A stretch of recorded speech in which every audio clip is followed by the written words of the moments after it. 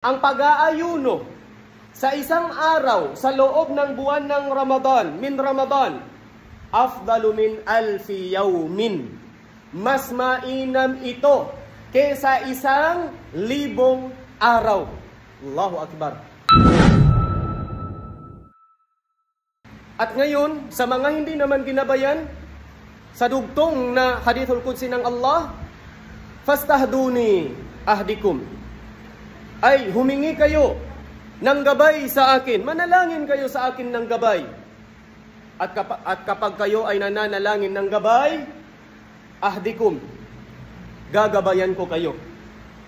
Kaya kapatid, sa pananampalatayang Islam, isa sa mga resulta ng gabay ng Allah sa pamamagitan ng pagnanais ng Allah, ang pangalawa, dahil sa ating mga panalangin. Kaya alhamdulillah ngayon, tayo ay ginabayan ng Allah sapagkat nandirito po tayo ngayon, tinugunan ng panawagan ng Allah sa araw ng Jumaa, at higit sa lahat, nag-aayuno pa tayo sa buwan ng Ramadan. Palatandaan ito ng gabay ng Allah. Alhamdulillah. Magpapasalamat tayo sa Allah subhanahu wa ta'ala. Sapagkat ang gabay ng Allah, wallahi, hindi ito pangkalahatang tao, kundi pinipili lamang ito ng Allah subhanahu wa ta'ala. Sapagkat bakit kamo? Tingnan ninyo na lang ang nasa paligid natin. Napakaraming naligaw ng landas ng Allah subhanahu wa ta'ala. Kaya ngayon magpasalamat ka, nandito tayo sa matuwid na landas ng Allah subhanahu wa ta'ala.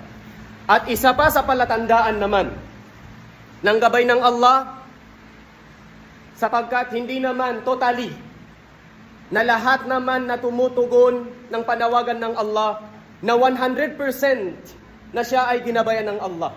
Yung iba, nasa alanganin. Bakit kamo? Sapagkat may mga talata ng Allah na sinasabi niya o binanggit niya sa loob ng marangal na Quran, at ganoon din sa mga ahadith na sinabi ni Propeta Muhammad sallallahu alaihi wasallam, pinipili lamang niya ang gusto niyang kukunin. Ang hindi niya gusto mula sa mga talata ng Allah at hadith ni Propeta Muhammad sallallahu alaihi wasallam ay kanya itong iniiwanan. Ang ganoong gawain, nasa alanganing gabay ng Allah subhanahu wa ta'ala.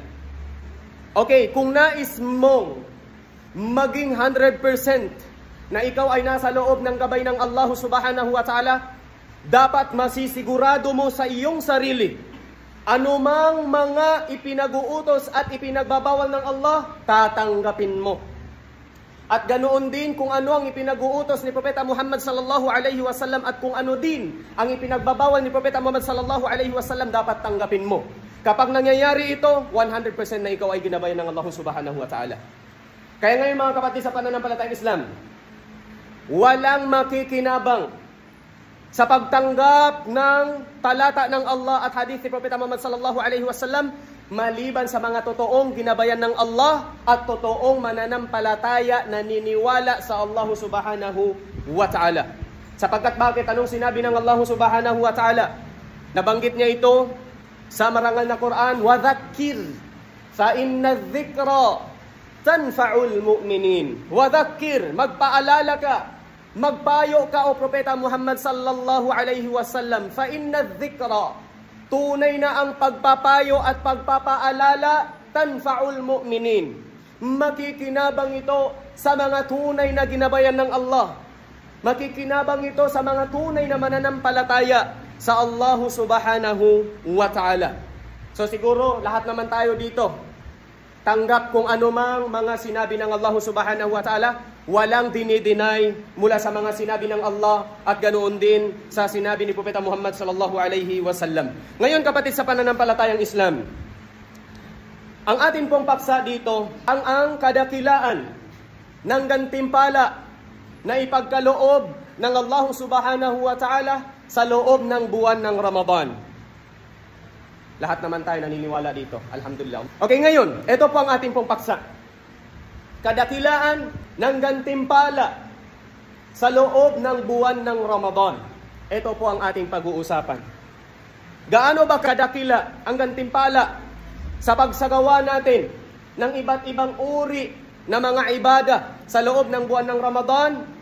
Maririnig po ninyo ayon sa mababanggit natin mula sa loob ng marangal na Quran at hadith ni Propeta Muhammad sallallahu alaihi wasallam. Unang-una, binanggit ni Propeta Muhammad sallallahu alaihi wasallam isa sa kadakilaan ng ibadah tulad ng pag-aayuno sa buwan ng Ramadan. At ang kasunod na babanggitin natin, ang pagpapatayo ng salah na sunnah sa loob ng buwan ng Ramadan. Hindi pa ito wajib sunnah pa lang. At ang pagpapatayo ng sunnah din na salah sa loob ng Laylatul Qadar. Ang hadith na ating babanggitin ngayon ay authentic. Ang tatlong hadith na ating babanggitin ay parehong muttafaqun alayhi. Kapag makakarinig tayo ng narrations sa ahadith ni Propeta Muhammad sallallahu alaihi wasallam ng muttafaqun alayhi, ang ibig sabihin dalawang tao ang nagririwaya na kung saan mapagkatiwalaan at maingat sa pagkukuha ng hadith ni Propeta Muhammad sallallahu alaihi wasallam. Sino ito? Si Imam Bukhari wa Imam Muslim radhiyallahu anhuma. Kalugdan nawa sila ng Allah subhanahu wa ta'ala. Unang hadith mula sa kadakilaan ng ibadah o kadakilaan ng gantimpala na isang ibadah sa loob ng buwan ng Ramadan. Ano yun? Ang pag-aayuno. Qala an-nabiy sallallahu alayhi wa sallam, man sama Ramadana imanan wa ihtisaba, ghufira lahu ma taqaddama min dhanbih. Sino man ika, sabi ni Propeta Muhammad sallallahu alayhi wa sallam, ang mag-aayuno sa buwan ng Ramadan ayon sa pagtanggap niya sa kanyang puso, sa kanyang pananampalataya sa Allah subhanahu wa ta'ala, at paghahangad ng gantimpala sa pag-aayuno sa buwan ng Ramadan, ghufira lahu ma taqaddama min dhanbih. Ang kadakilaan ng gantimpala dito, sa pag-aayuno mong iyan, papatawarin ng Allah subhanahu wa ta'ala ma taqaddama min dhanbih, mula sa nakaraang kasalanan. At pangalawang hadith, man qama Ramadana imanan wa ihtisaba, ghufira lahu ma taqaddama min dhanbih. Sino man ikang magpapatayo ng salah ng sunnah dito. Ang isa sa mga binanggit na mga ahlul ilm ay ang salatut tarawih. Sino man ikang magpapatayo ng salah na sunnah na tarawih sa loob ng buwan ng Ramadan imanan wa ihtisaba, ayon nito sa kanyang pananampalataya at paniniwala niya, at paghahangad naman ng gantimpala nito, ghufira lahu ma taqaddama min dhanbih. Ganoon din, papatawarin ng Allah subhanahu wa ta'ala ang kanyang kasalanan. At pangatlong hadith, man qama laylatal qadri imanan wa ihtisaba, ghufira lahu ma taqaddama min dhanbih. Sino man ika, sabi ni Propeta Muhammad sallallahu alaihi wasallam, ang magpapatayo ng sala saan? Sa Laylatul Qadar. Laylatul Qadar, hindi pa po nangyari. Sa al-ashrul awakhir pa mangyayari. Sa huling ikasampung araw ng buwan ng Ramadan.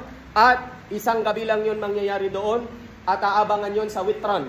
Ibig sabihin ng witran, either sa unang gabi, or pangatlong gabi, o di kaya panglimang gabi, o pangpitong gabi, o pangsyam na gabi. Witran. Doon mangyayari ang Laylatul Qadar ayon sa hadith ni Propeta Muhammad sallallahu alaihi wasallam. Ngunit para sigurado, sa Ashrul Awakhir, sa huling 10 araw ng buwan ng Ramadan, gagamitin na natin yun sa pagpaparami ng ibadah, tulad ng pagpaparami ng salatut tahajjud, pagpaparami ng salah, pagpaparami ng pagbabasa ng Quran, pagpaparami ng pagbibigay ng sadaqah, pagpaparami ng iba't ibang uri ng mga ibadah sa Allah subhanahu wa ta'ala, tulad ng mga dhikriyat, pagdikir, paggunita, pag-alaala sa Allah subhanahu wa ta'ala. Okay, ngayon, kung masamantala niya ang pagpapatayo ng sala sa gabi ng Laylatul Qadar, ghufira lahu ma taqaddama min dhanbi. Ganun din, papatawarin ng Allah subhanahu wa ta'ala ang kanyang nakaraang kasalanan. Allahu Akbar. Ang kadakilaan ng gantimpala sa loob ng buwan ng Ramadan. Ngayon, banggitin naman natin. Nabanggit ni qala al-Imam An-Nakhai rahimahullahu ta'ala, isang mapagkatiwalaang ahlul ilm nang nagdadala ng kaalaman ng Allah subhanahu wa ta'ala. Sabi niya, sawmu yawmin min Ramadan afdalu min alfi yawmin. Pangalawa, wa tasbihatun fihi afdalu min alfi tasbihatin. Pangatlo, wa rak'atun fihi afdalu min alfi rak'atin. Sabi niya dito, saumun, ang pag-aayuno sa isang araw lang. Isang araw lang ang pag-aayuno sa isang araw sa loob ng buwan ng Ramadan, min Ramadan, afdalu min alfi yawmin. Mas mainam ito kaysa 1,000 araw. Allahu Akbar. Isipin ninyo isang araw ng pag-aayuno sa loob ng buwan ng Ramadan. Mas mainam ito kaysa sa 1,000 araw na pag-aayuno. Allahu Akbar. Isipin mo na lang kapatid sa pananampalatayang Islam, ang kadakilaan ng gantimpala sa loob ng buwan ng Ramadan. Isang araw ng pag-aayuno mong iyan. Ang gantimpala na ipagkaloob sa iyo ng Allah, para kang nakapag-ayuno ng 1,000 araw. Allahu Akbar. Wa tasbihatun, at ang pagtasbih naman, ang tasbih sa pamamagitan ng pagsabi ng Subhanallah, Subhanallah, Subhanallah. Yan ang tasbih sa pamamagitan ng pagsasabi ng Subhanallah. At ito ay isang halimbawa na mula sa mga adhkar o dhikriyat. Sabi sabihin, hindi lamang Subhanallah, pati yung tahmid, yung Alhamdulillah, pati yung takbir, Allahu Akbar, pati yung tahlil, La ilaha illallah. Lahat ng mga adhkar, lahat ng mga dhikriyat, naam, wa tasbihatun, ang isang tasbih, isang pagzikir mo lang, isang zikir mo, afdalu min alfi tasbihatin. Mas mainam ito kaysa sa 1,000 tasbih. Subhanallah. Isang tasbih mo, ibig sabihin, magtasbih ka ng Subhanallah. Isang beses lang, Subhanallah. Ang Subhanallah mo, gantimpalaan ito ng Allah. Yung isang Subhanallah mo, isa. Ang tinutukoy dito, ilinaw ko lang. Isang tasbih ng Subhanallah, isa po. Mas mainam ang isang tasbih mo na yan sa 1,000 tasbih. Allahu Akbar. Magtasbih ka, Subhanallah. Ang gantimpala ni pagkaloob sa'yo ng Allah, nakatasbih ka na ng 1,000 tasbih. Subhanallah. Wa raka'atun, at isang raka'a na salah. Either sala ng wajib, obligado, o di kaya sala na sunnah. Wa raka'atun, at isang raka'a na salah, afdalu min alfi raka'atin. Mas mainam ito kesa sa 1,000 raka'ah. Allahu Akbar.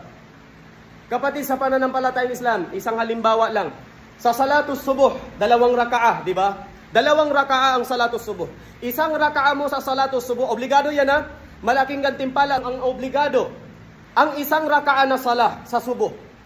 Ang isang raka'ah mo na yan, mas mainam ito kesa sa 1,000 raka'ah. So, 2 raka'ah, ang sala na subuh na obligado, equivalent, mas mainam kesa sa 2,000 raka'ah. Allahu Akbar. Ganito ang kadakila ng gantimpala na ipagkaloob ng Allah subhanahu wa ta'ala bawat ibada na gagawin natin sa loob ng buwan ng Ramadan. Kapatid sa pananampalatayang Islam, ganyan po ang kadakilaan ng gantimpala na ipagkaloob sa atin ng Allah subhanahu wa ta'ala sa loob ng buwan ng Ramadan na ito. Kaya kapatid sa pananampalatayang Islam, ang sino man hindi pa gumawa o tumugon ng panawagan ng Allah subhanahu wa ta'ala sa loob ng buwan ng Ramadan na ito, sa pamamagitan ng pagsagawa ng iba't ibang uri ng pag-uutos ng Allah subhanahu wa ta'ala, tulad ng pag-aayuno, pagsasala, pagsadaka, sa pagbabasa ng Quran, pag-aaral sa Islam, at anumang uri ng mga ibada, hindi niya ito gagawin, wallahi, loging-logi na siya sa araw na ito hanggang sa kabilang buhay. Kaya kapatid sa pananampalatayang Islam, hanggat nandirito pang buhay natin, samantalahin natin ang buwan ng Ramadan na ito. Magsagawa ng mga ibada. Huwag natin sayangin ang ibada na binanggit natin. Kapatid sa pananampalatayang Islam, wallahi, ang lahat ng gawaing ibada natin, recorded po yan. Recorded po yan. Ika nga, sa trabaho nga, recorded ang oras mo. Recorded ang trabaho mo. What more pa ang trabaho natin para sa Allah subhanahu wa ta'ala na hindi i-record ng Allah? Mas lalong i-record yan ng Allah subhanahu wa ta'ala. Walang makakaligtas mula sa mga gawain nating mabuti at masama, maliit man o malaki. Recorded yan po lahat. Kaya kapatid sa pananampalatayang Islam, hanggat nasa buwan pa tayo ng buwan ng Ramadan na ito, tandaan po natin, halos mag-nisfu Ramadan na po tayo. Halos magkalahati na po tayo sa buwan ng Ramadan. Magpapaalam na naman muli ang buwan ng Ramadan. Magpapaalam na naman muli yung mga malalakas ang iman, mag-iiyak-iyakan na naman, alhamdulillah. Sapagkat bakit mamimiss nilang buwan ng Ramadan. Kapatid sa pananampalatayang Islam, wallahi, tandaan po natin, ang bawat isa sa atin, pati ako, sa buwan ng Ramadan ngayon, nandirito pa tayo, nagkikita-kita. Baka sa susunod na Ramadan, either ako o bawat isa sa inyo diyan, wala na dito sa mundo. Nandun na sa loob ng lupa. So ngayon mga kapatid sa pananampalatayang Islam, naway ang munting payo at paalala na iyon ay makikinabang unang-una sa aking sarili at sumunod po sa inyo pong lahat. Naway patatagin ang ating iman. Allahumma amin.